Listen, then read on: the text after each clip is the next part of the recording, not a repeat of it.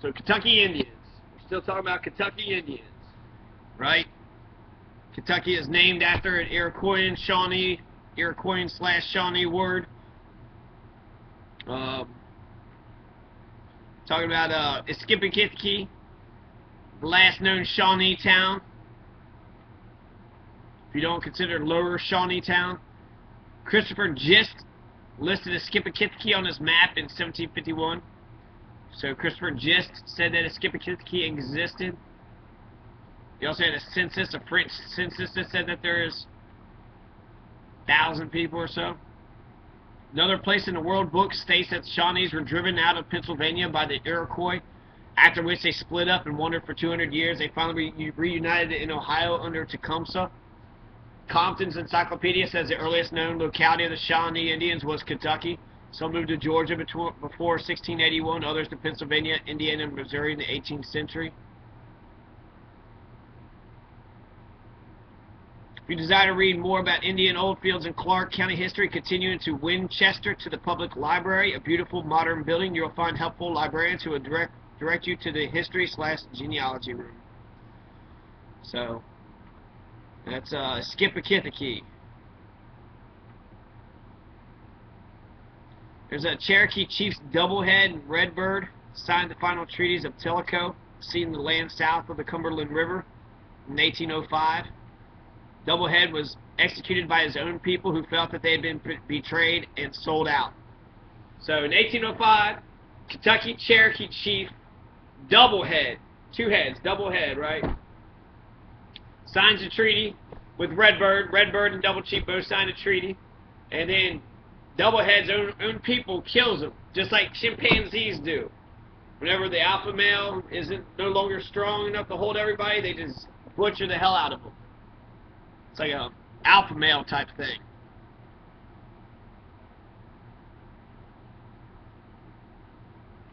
There's a massacre. They talk about a massacre that happened.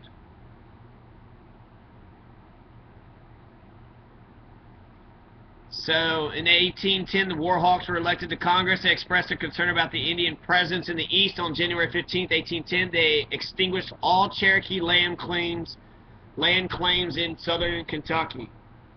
Although Chief Redbird made every possible concession to maintain peace between his people and the U.S., most of the white settlers made no distinction between them and the Chickamauga supporting Tecumseh. Sometime in the late summer or early fall of 1810, more than 100 innocent Cherokee old men, women, and children were cruelly massacred at a place known today as Yahoo Falls in the Big South Fork National River and Recreation Area of McCreary County, Kentucky. The Yahoo Falls Massacre at the Big South Fork National River and Recreation Area of McCreary County, Kentucky. The Yahoo Falls Massacre. More than 100 innocent Cherokee old men, women, and children were murdered. The bodies of the slaughtered Cherokee were buried in a mass grave in the rock shelter behind the falls. On January 31st, 1811, just months after the Yahoo Falls Massacre, the surrounding Chickamauga lands were granted for sale at the minimal price of 10 cents an acre in order to encourage the development of salt works. As salt was an expensive commodity at $25 a barrel, local white settlers who orchestrated the Yahoo Falls Massacre purchased the land containing salt springs and became rich. So Yahoo Falls Massacre happened, all those people died, they bought the land and became rich. Fucking bastards. Land speculators, land grabbers, they care more about land than they care about human life. The white settlers' hatred of Redbird and his people grew, in part out of their indifference between the Chickamauga who fought the Shawnee in the Northwest Territory against Kentucky troops at Fallen Timbers, Tippecanoe River Raisin, and Cherokee who fought alongside American forces southeast along against a creek at the Battle of Horseshoe Bend. It was this ignorance and arrogance that led to the murder of Chief Redbird and his crippled friend Jack in Clay County. Chief Redbird and Jack was killed in Clay County. Clay County! You got a hex on you now. Boom! Chief Redbird hex. Boom! Clay County was also the person who killed William Justice Goebel.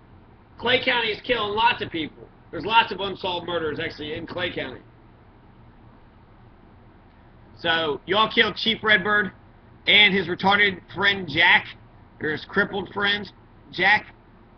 Said angry young man at the party that had lost his father. Some say at the Yahoo Falls massacre, mutilated Chief Redbird and Jack with their own tomahawks.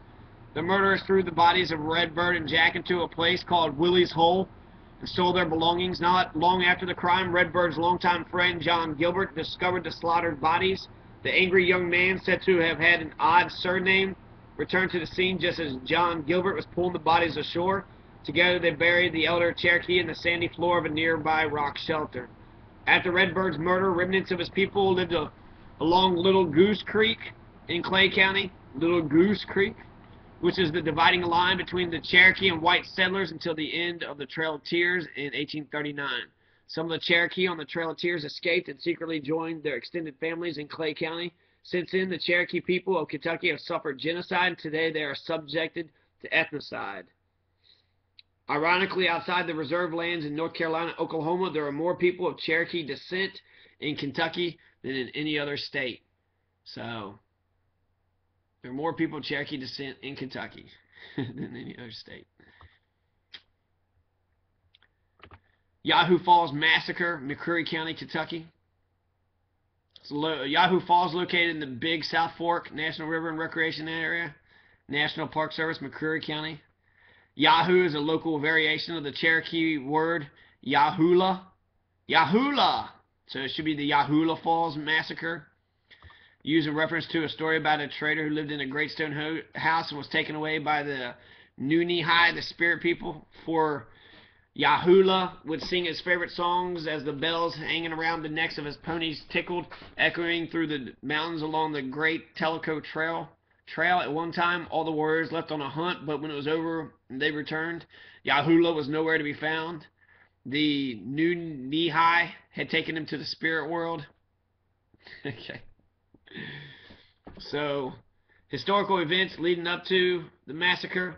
The story of the empty trench behind Yahoo Falls and the human remains that once filled it began in the winter of 1777 to 1778, when Jacob Troxel, known as Big Jake, because of his height, was a private in the Continental Army at Valley Forge under the command of General George Washington. 2, 3, 7, 8, 9. Big Jake, born in 1758, was the son of a Jewish immigrant from Switzerland, and his mother was said to be Delaware.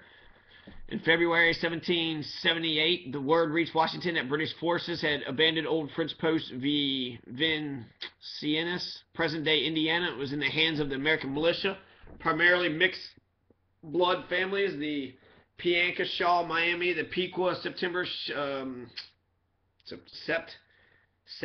Pequot sect, Shawnee, Chickamauga, Cherokee, Jesuits, Voyagers, and Indian traders were using it. Washington's staff assigned Big Jake to pose as a mixed blood trader and go to post Vincennes to persuade the Cherokee and the Shawnee to do something to support the Continental Army in their war against the British. At Port Vincennes, Big Jake befriended a young Cherokee warrior about the same age from the Cumberland River Valley, Tucaho, son of Doublehead and Great Priver.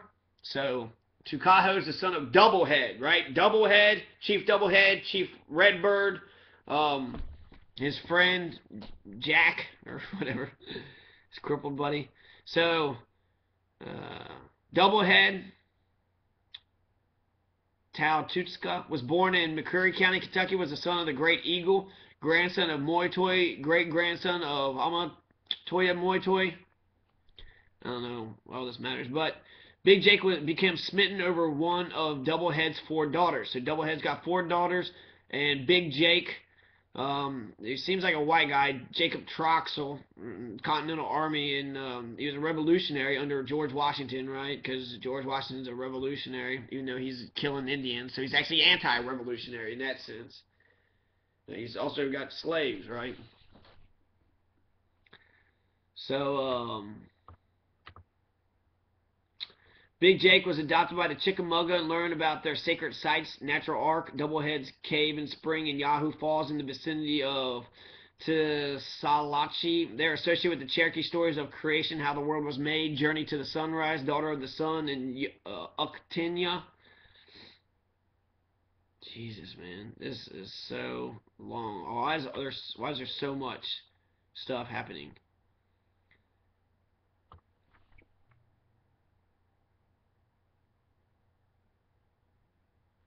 On January 15th, 1810, the War Hawks of Congress expressed concern about the Indian presence in Kentucky, and they extinguished all land claims, all Cherokee land claims.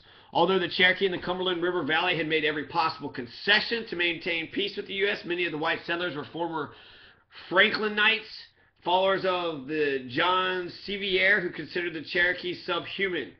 So the Franklinites and John Sevier thought that the Cherokees were below human. Expecting the worst, Doublehead's daughter realized that the only way her people would survive would be if they moved south on the Great Tellico Trail. Between 1803 and 1804, her father had helped Reverend Gideon Blackburn, a Presbyterian pastor from Big Jake's hometown, Philadelphia, Pennsylvania, open a school on Cherokee land near present-day Chattanooga, Tennessee. In the late summer of 1810, Blackburn agreed to offer protection and a white man's education to all Cherokee women and children from the Cumberland River Valley. Doublehead's daughter sent little Jake on horseback to spread the word that anyone seeking protection at the Blackburn School should meet at the great rock house behind Yahoo Falls when the moon was full and round. All that remained of Doublehead's people in the Cumberland River Valley, mostly women and children, gathered at Yahoo Falls, waiting for Doublehead's daughter and her son, little Jake, to arrive and lead them to safety. Fearing that she was not going to show up, some of the mothers gathered their children, shouldered their packs, and began to walk out of the shelter. A valley of gunfire erupted from the darkness in front of the falls. A local Indian fighter, Hiram Gregory, had learned of the gathering in the big rock house behind Yahoo Falls, enlisted a group of young vigilantes, and set out to exterminate the Cherokee from the Cumberland River Valley once and for all. Damn. So, Cumberland Valley exterminated them. Gregory's mercenaries focused their initial attack on the few warriors that were present. Then they began to slaughter the women and their children. Campfires illuminated them, and the shelter was completely open and exposed. There was nowhere for them to run or hide. After it was all over, more than 100 Cherokee lay dead or dying behind Yahoo Falls, or Yahoula Falls. More than 100. McCurry County. As the sun began to rise, little Jake and his mother arrived just as time to find the murderous white men in the rock house, walking among the dead and dying, making sure that there are no survivors. And raised at the grisly sight, little Jake and his mother took a commanding position which cut off the Slayer's escape route and opened fire. Now Gregory's mercenaries were exposed to attack before resuming fire. Doublehead's daughter recalled the words that were spoken to her father during the negotiations of the Treaty of Tellico. If the Cherokee do not steal horses, then the white men will not kill the Cherokee. These white men had broken the treaty. Before resuming fire, she shouted out, "You kill our men, you kill our women and our babies. Their blood made red the land you steal." Two of the remaining white men were then shot dead. The third escaped. Doublehead's daughter died a few days later, likely from injuries received from gunfire. She was buried at the base of a large flat stone in what is today Stearns, Kentucky, the birthplace of her father. So Doublehead's daughter is buried at Stearns, Kentucky. Stearns, Kentucky. Stearns, Kentucky. Also where Doublehead was born, Stearns, Kentucky. Big Jake Troxel was said to have lost his mind in grief. A mass grave was excavated in a high terrace behind the falls, the only place where the soil was deep enough to dig a trench. The bodies of the slain Cherokee men, women, and children were laid to rest until the grave was exposed during logging operations. Caveats. It was in